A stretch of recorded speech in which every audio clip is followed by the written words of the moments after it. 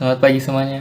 Sebelum kita melakukan aktivitas pada pagi minggu hari ini, mari kita membaca firman Tuhan dan mendengarkan renungan pada hari ini. Namun sebelumnya mari kita berdoa.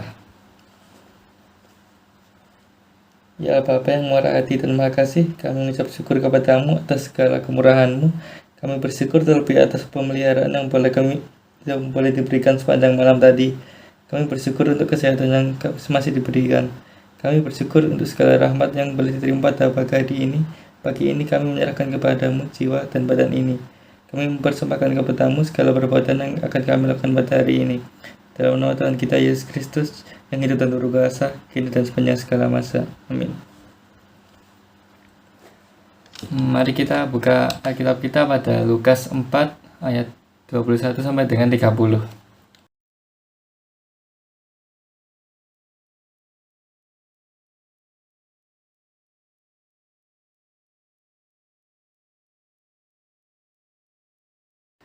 Sekali peristiwa, Yesus mengajarkan orang banyak di rumah ibadat di kota asalnya. Katanya, pada hari ini genaplah nas kitab suci pada waktu kamu mendengarnya. Mereka heran akan kata-kata indah yang diucapkannya. Lalu mereka berkata, bukankah dia anak Yusuf? Maka berkatalah Yesus kepada mereka, tentu kamu akan mengatakan pepatah ini kepadaku. Hai tabib, sembuhkanlah dirimu sendiri, berbuatlah di sini, di tempat asalmu ini. Segala yang kami dengar telah terjadi di Kapernaum. Yesus berkata lagi, aku berkata kepadamu, sungguh tidak ada nabi yang dihargai di tempat asalnya.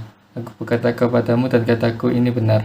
Pada zaman Elia, terdapat banyak wanita janda di Israel, ketika langit tertutup selama 3 tahun 6 bulan, dan ketika bahaya kelaparan yang hebat menimpa seluruh negeri, tetapi Elia diutus bukan kepada salah seorang dari mereka, melainkan kepada seorang janda di Sarfat, di tanah Sidon.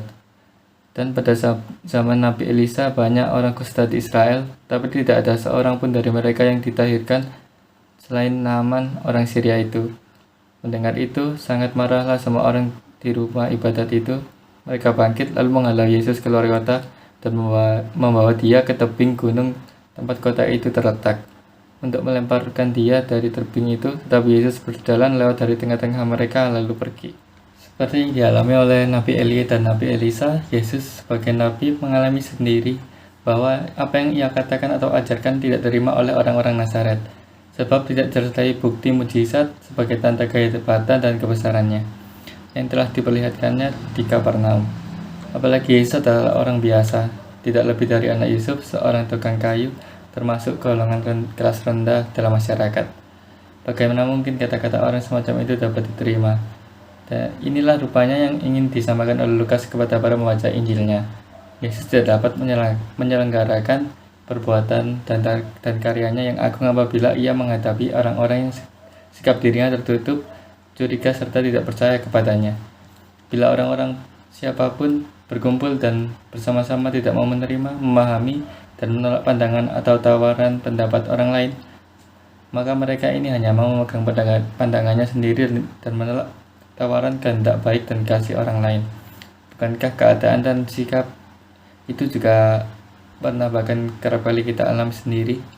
Bukankah situasi semacam ini sekarang pun merupakan situasi, suasana, dan iklim masyarakat kita di mana setiap pihak berpegang teguh pada pendiriannya sendiri, tertutup untuk saling terbuka untuk menerima pandangan yang lain, bahkan disertai praduga dan kecurigaan?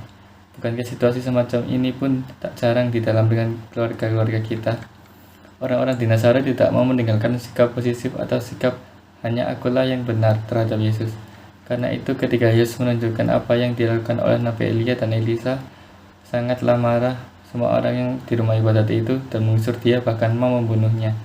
Yesus dikritik habis-habisan justru karena ia mau mengajak setiap orang membuka hati kepada orang-orang kecil. Kejujuran dan keterbukaan hatinya justru menghadapi perlawanan yang membawanya mati di salib. Injil hari ini menunjukkan kepada kita bahwa memiliki suatu pandangan dan sikap hidup yang universal atau luas dan menurut tidaklah mudah. Yesus itulah karena ia menunjukkan kejiwaannya yang besar dan kemurahan hatinya, khususnya kepada orang-orang pinggiran. Berhadapan dengan Yesus yang berjiwa besar, murah hati, dan berpandangan luas itu, kita mengakui bahwa kita sendiri sering berjiwa egoistis, iri hati, kering, dan keras hati.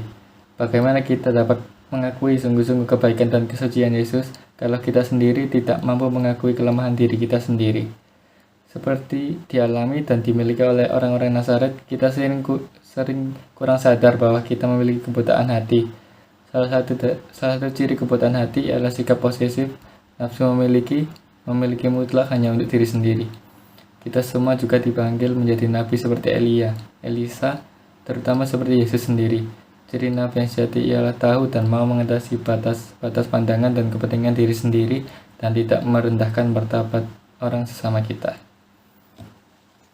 Mari kita tutup renungan pada pagi hari ini dengan doa penutup. Terima kasih Tuhan atas penyertaan-Mu selama kami membaca firman-Mu dan mendengarkan renungan pada pagi hari ini. Sebentar lagi kami akan melakukan aktivitas kami masing-masing. Kiranya Engkau memberkati kami dan menyertai kami selalu.